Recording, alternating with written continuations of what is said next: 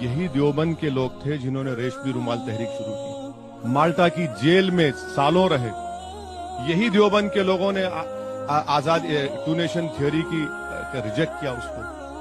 طالبان دیکھیے دیوبند ایک school of thought ہے اور پاکستان میں بھی ہے، وہ ان کا الگ معاملہ ہے، مگر جتنے دیوبند کے اسکالرز ہیں وہ بھارت کی زمین سے محبت کرنے والے ہیں.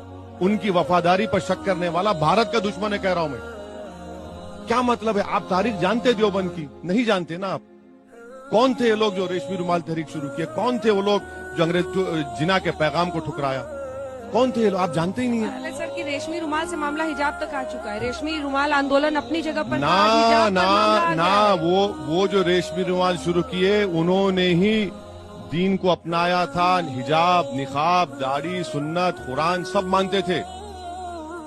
وہ اسد الدین اویسی ان کے پیروں کی دھول بھی نہیں ہے ان لوگوں کی. آپ کہہ رہے ہیں اس کو کہ افغانستان طالبان. ارے بھیا کون سا افغانستان طالبان سے ان کا رشتہ ہے؟ جھوٹ کہہ رہے ہیں.